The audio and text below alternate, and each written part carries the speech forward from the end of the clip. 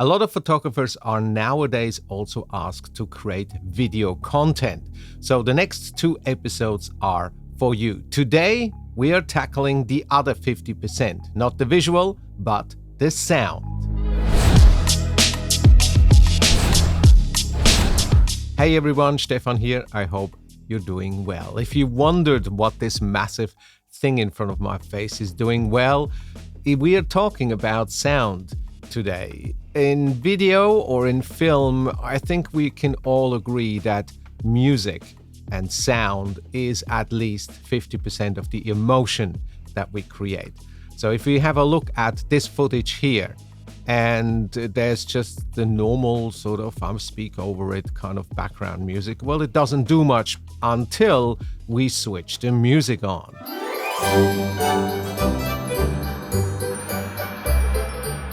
It's a totally different feeling.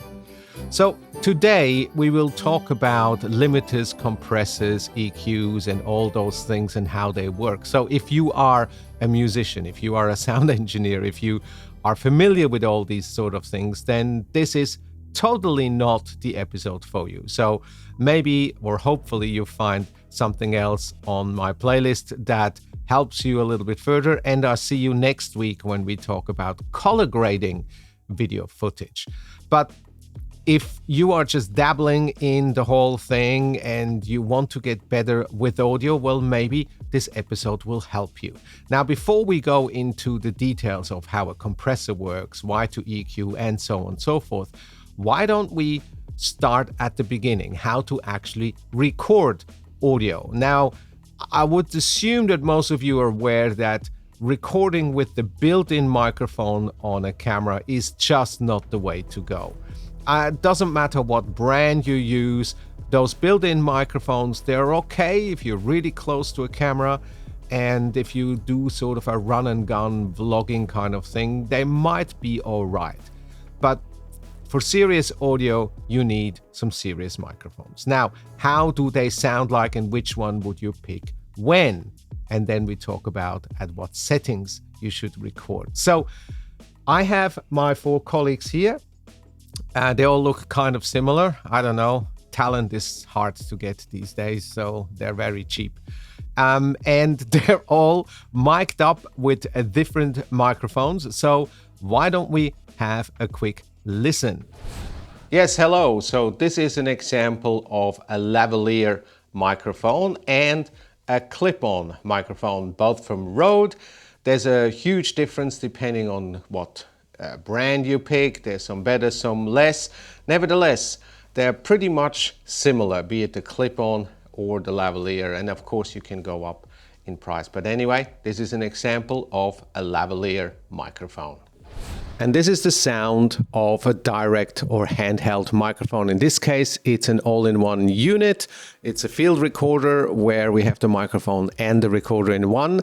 With one downside, you will probably hear the handling noise. But it's perfect in a loud environment. If you're at a loud event or something like that with a lot of background noise, well, this is the way to go. Even better, without the handling noise, would be to have a handheld microphone and then plug it in to a field recorder. This is an example of a shotgun microphone, which is just placed above me, just outside of the frame. And I would assume that this is the best microphone so far in those on-location microphones. Not quite what we get in the studio, but it should be a lot closer. And that's the sound of just the camera microphone, or the built-in camera microphone. I'm about 2 meters away from the camera. If I would be very close for some vlogging, that would work, but in a place like this, that far away, it just doesn't do the trick. You pick up so much ambient noise and the voice is sort of far away. It's definitely not the way to go. As much as I love all my cameras, but that's not the way. As you can tell, this microphone here will be a lot warmer, a lot closer, a lot more intimate. Well, we are in a studio setup here, and this is, of course, a studio microphone. You cannot get that kind of sound with any of those microphones. Where the real problem is if you do, let's say, create a short film or so, and you use different microphones. Let's say you use a lapel or a lavalier microphone, you use a shotgun, and you want to match them depending on which one picks up better what the person or the actor is saying. Well, you have to somehow match them, and that can be a quite tricky thing. Of course, if you do tutorials, if you do voiceovers and so on, you would use a microphone like this, and then you would get really close so that you get that proximity effect, that deeper voice, that beautiful round thing. But you cannot do that all the time. So how about we quickly compare those 4 recordings and listen to them one after the other. This is a test with S's, T's and P's, and as we do, we count to 2. 1, 2. This is a test with S's, T's and P's, and as we do, we count to 2. 1, 2. This is a test with S's, T's and P's, and as we do, we count to 2. 1, 2. This is a test with S's, T's and P's, and as we do, we count to 2 from far away. 1, 2. As you can tell, a massive difference, especially when you then get back to the studio and you have the warmth of a Shure SM7B, or even if you go higher up with a Neumann microphone or so. In any case, no matter what microphone you use, you have to record it properly. And I see very often that people go the wrong way. We over-record, or we record at too hot of a level, which then produces problems in production. So what are the best settings, or what are the settings that I personally use? Maybe you're aware that there is a problem with digital recordings, as in, if we go above the 0 mark, we create clipping. In the analog days, this was a different story. There was some advantage pushing it past the 0 mark. We introduced some nice harmonic distortion, and the same applied to certain tapes that we were recorded to. Nowadays, in the digital realm, we cannot go above 0. In terms of settings, instead of going too deep into details of why and what and where, here are just the settings that I recommend. If you're listening to a CD, you're listening to a product that was produced in 16-bit at 44.1K. In recording, I recommend to record in 24-bit, which gives us a lot more data, and in 48K, which is the video standard.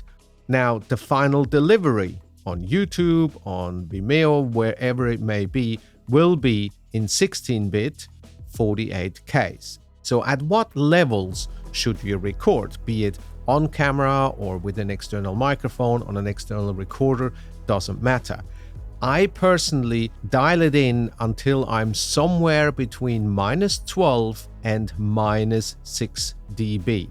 If you record below that, you will also record, of course, a certain amount of noise, the noise of your recorder itself.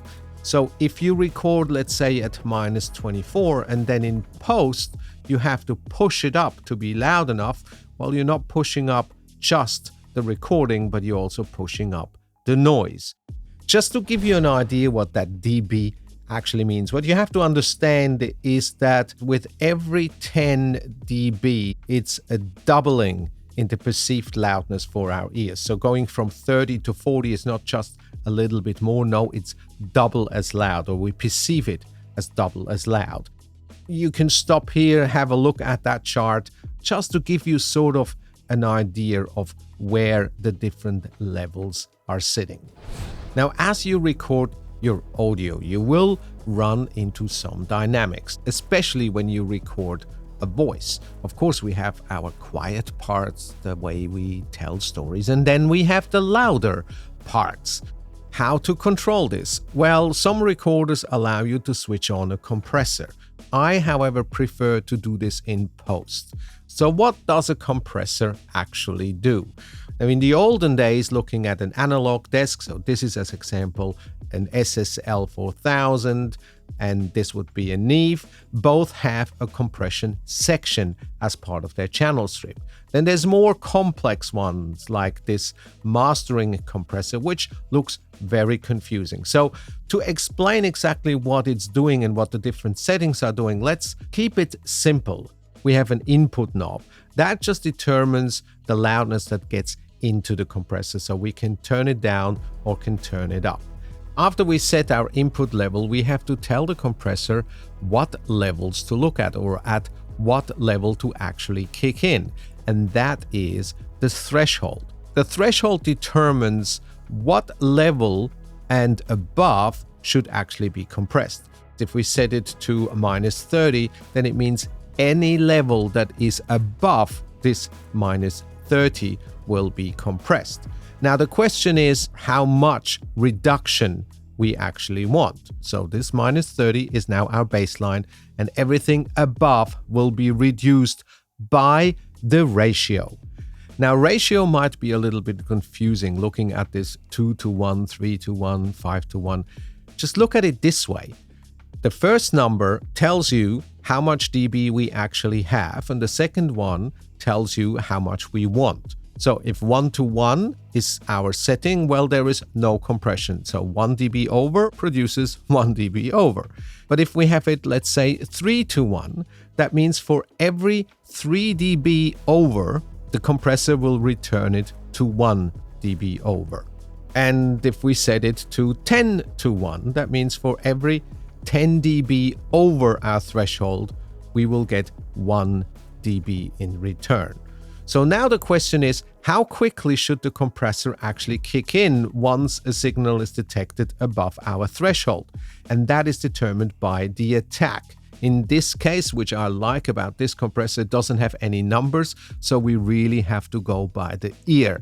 And the same applies to the release. Once the level has gone below our threshold again, how long does the compressor still work, and how slowly or fast does it go back to the standard level? Then we have an overview of how much dBs we've actually reduced overall. And on the other side, we now have a makeup gain. So now that we reduced the highest levels, we could now push the entire signal to get to a certain level. And the last dial on this specific compressor is dry and wet, which means that we can dial the overall effect that the compressor has down. Maybe we like the sound of it, but it's a little bit too pumping, or whatever word you want to throw at it. So you might only apply the compression at 50%. Now, to really judge what you're doing, I highly suggest not to do so on a phone or on a tablet, but get some decent headphones. Now, most consumer headphones are colored. They either have a boost in the lower or the higher frequencies. To really judge what you're doing, you want something that is linear, that doesn't add any additional coloring. Now, since I mentioned coloring, I think we're hitting our second subject, which is frequencies. After the compression, we would then EQ our sound to shape it just the way we like it. Now, some people like to EQ before compression. That's entirely up to you. So let's have a look at a quick chart here. Recording of a male vocal is somewhere under the 100 Hertz up to about 8 kilohertz. The female voice a little bit higher.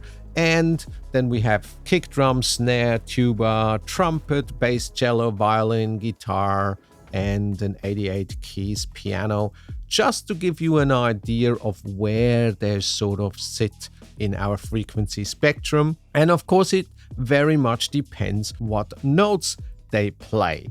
But as you can see right now, there is a huge overlap. So why is that important? Why don't you just take down the volume of the background music and you can easily understand what the voiceover is saying? True, you can do that. But at some point, the music is just too quiet and you lose a little bit of that emotion. But then if you push up the volume, it gets harder and harder and harder for the voice to cut through. So maybe there is something in between, and that would be called scooping out frequencies. So to best illustrate the different frequencies, let's quickly jump into my DAW. I use Cubase, but it doesn't matter what it is. So if we just look at the frequencies of the bass, this is what we'll get.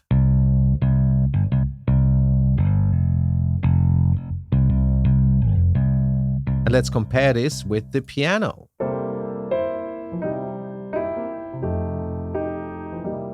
Together.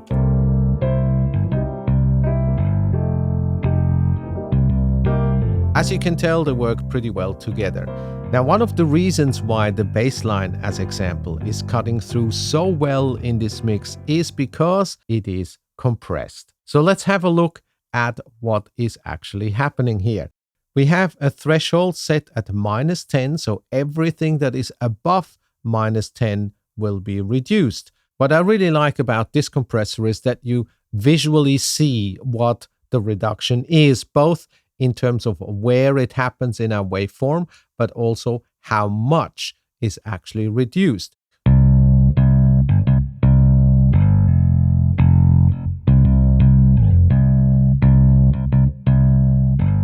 Now, the other thing I mentioned is scooping out frequency. So let's stick to this example. I just want to show you how, as example, the piano and the bass are actually conflicting in certain areas. Excuse me? What? What are you doing? I'm just pouring myself a drink. Why are you not watching? It's boring. I'm not a musician. It's not bass, piano, means nothing to me. It's just boring. So... You dummy. It all makes sense at the end. It's just an example. Yeah, all right.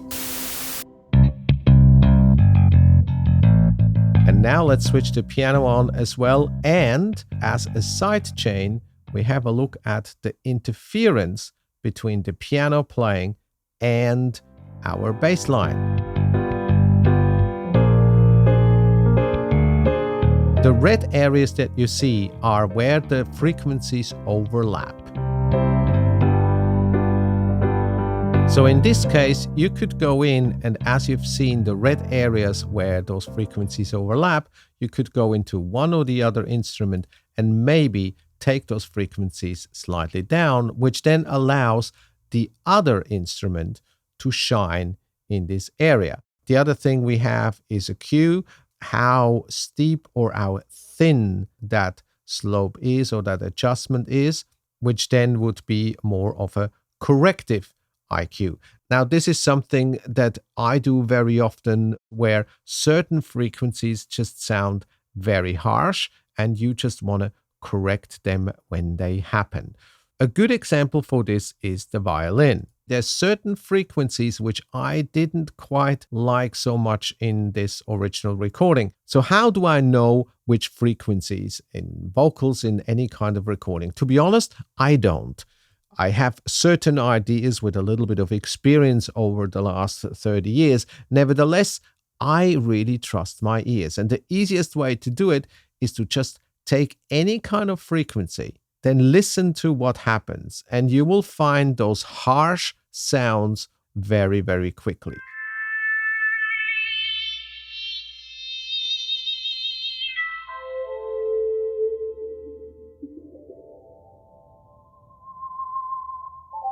And as soon as I believe I've found a frequency that just hurts my ears or doesn't work with the rest of the music or the voiceover or whatever, then I'll take that frequency down a little bit. Which brings me to the next point, and that is what you see here on the right. I mentioned at the beginning that 0 is the absolute maximum that we can have in digital recordings. Anything above will clip. At the bottom here, you see two values. Number one is the peak max at the moment, sitting at -1. So we are in safe waters. Then we have an RMS. RMS is measuring a short period of time, as in maximum loudness. Now, what this tells us is that we are technically within safe waters. However, it doesn't really tell us much about the overall perceived loudness. Now, different streaming platforms, I talk about Spotify, Apple Music, I talk about YouTube, they have specific LUFS norms that we have to be within. Now, the best way to check LUFS is to run a plugin. As example, this plugin here for mastering the mix, which has a readout for LUFS. There's also free plugins. This one here, Ulean Loudness Meter 2, which also allows us to get a readout in LUFS. Let's listen to the loudest part and see what kind of integrated, which is the LUFS reading that we're really looking at, we're getting.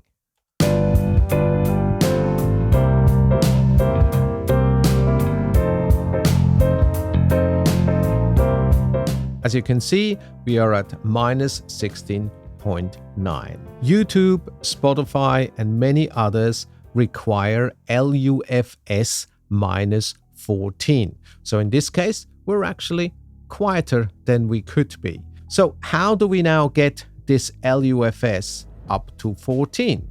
Now, instead of staying within my DAW or Cubase in this case, let's go back to our video editor and have a look at how we would actually do it there. After all, this episode is about sound for video. The reason why I showed you these things in Cubase is because of the inter-channel relationship. So plugins actually talk to each other. So I could show you the interference between the bass line and the piano as example. But now back in Final Cut, let's apply all these things and then we come back to the LUFS and how we get it to those levels. I have a small little project here with 3 tracks of music. We can pick which one we want, and a voiceover track recorded by the amazing Greg Marsden. So have a listen. For thousands of years, voyagers embarked on journeys into the unknown to discover new lands, foreign cultures, and new opportunities. Beautiful, isn't it? I'm an absolute fan of his voice. So let's have a look what we can do. First, I would go into that track and apply a compressor. Now, you can use any stock compressor that comes with your software. I personally stay with my FabFilter Pro C2. I think this is one of the most transparent compressors out there. This is a paid plugin, and no, I'm not sponsored by this company. I pay for everything myself, but this is my go-to compressor 99% of the time. But of course, any compressor that comes with your software will do just fine. The only out of the ordinary thing here is the gain. As you can see, I'll push it up quite a bit to get somewhere in the region of minus 6 dB. So let's have a listen. I'll switch this on and off, and then you will hear the difference. For thousands of years, voyagers embarked on journeys into the unknown to discover new lands, foreign cultures, and new opportunities. As you can hear, it makes quite a difference. Of course, it's always very difficult to judge when there is a gain improve. Our ears always perceive louder as better, but I think also the sound itself has been improved by using this compressor. Now, I would go one step further and apply a slight EQ. As much as I love this original recording already, I would still apply a little bit of EQing. Now, I showed you different EQs before. I want to show you another one. This is one of my all-time favorites, maybe because I'm an old guy and I used to work with real Pultec outboard gear. I boost the bass frequencies a little bit, attenuate a little bit, and then I boost the higher frequencies around the 8K as well. And that just gives that voice even more body. So let's have a listen. Again, I'll switch it on and off. For thousands of years, voyagers embarked on journeys into the unknown to discover new lands, foreign cultures, and new opportunities.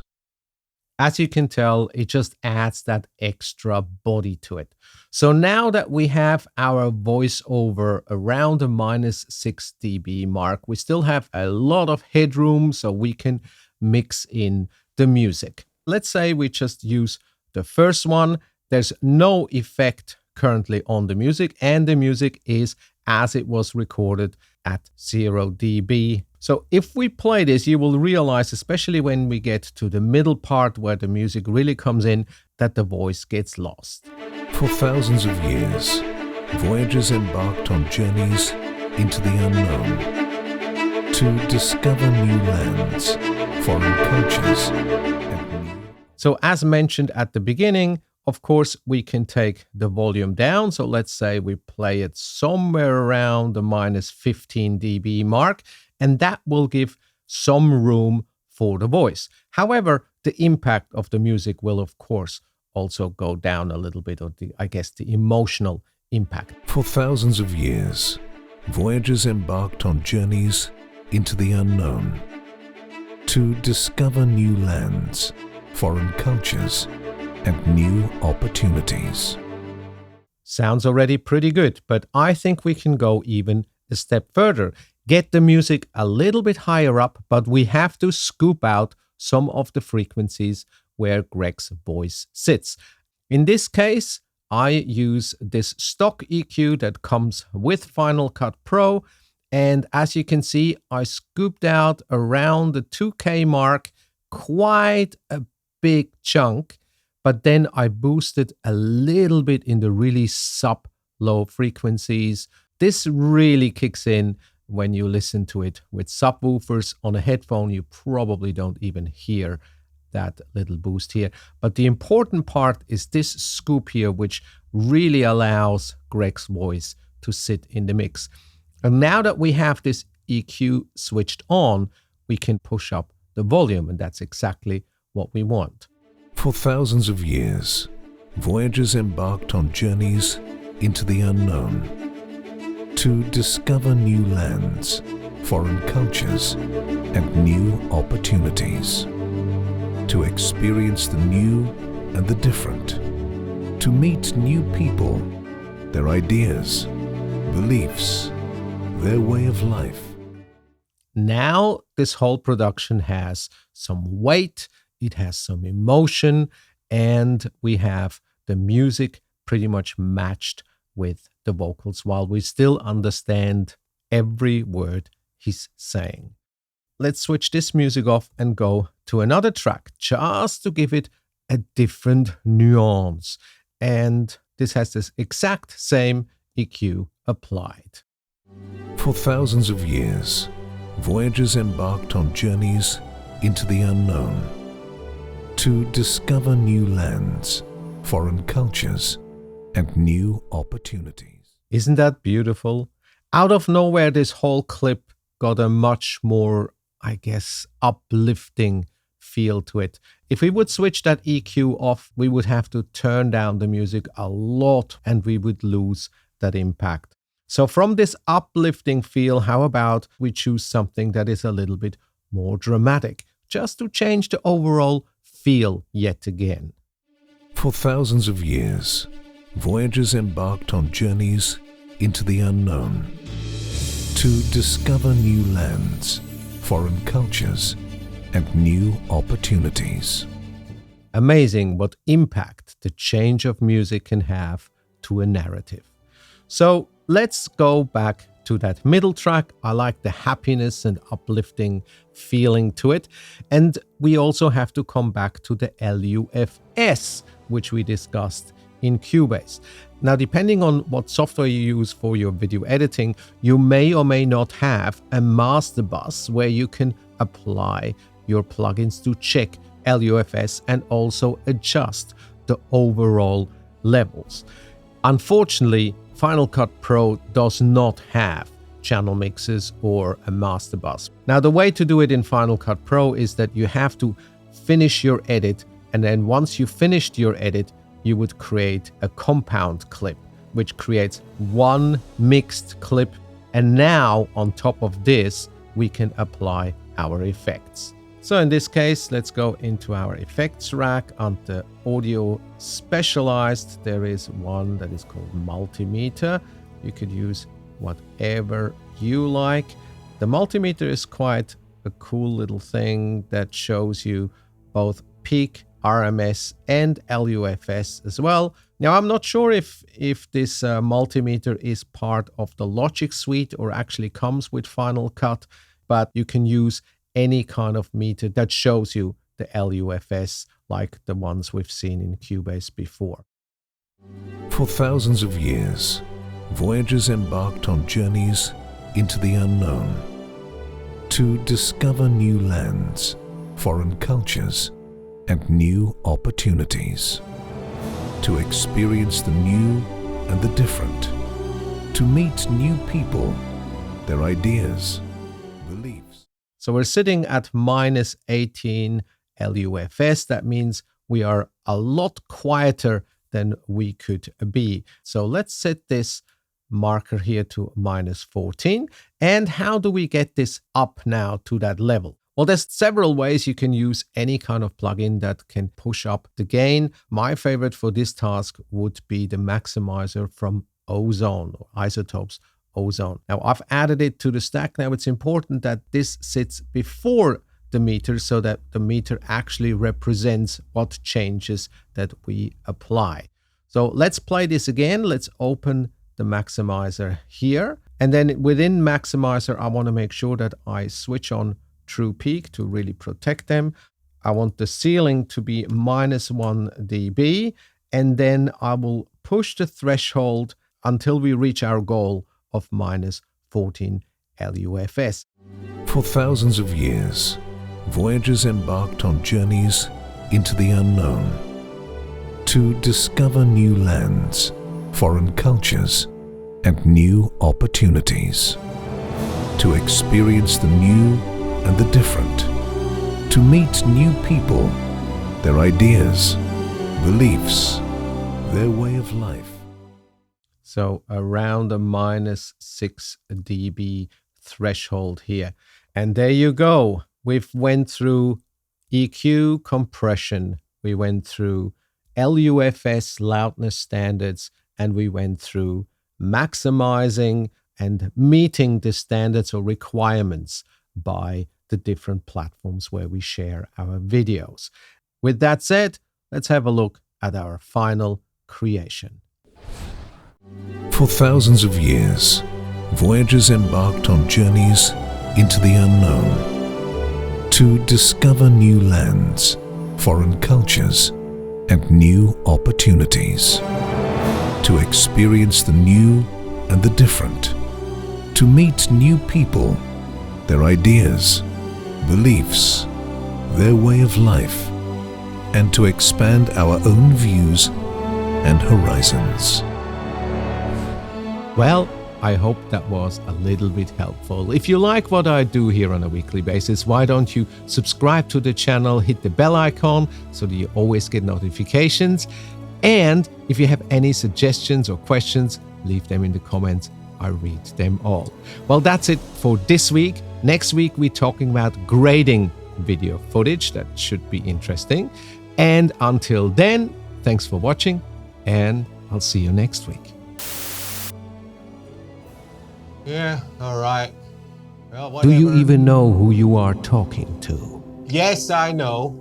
I listen to myself. Recorded just on a far better microphone with some reverb. Yeah, that's correct. Just keep playing, all right? I'll watch it. Just keep playing it, all right? Yeah. Can I finish my drink? Nah. Okay.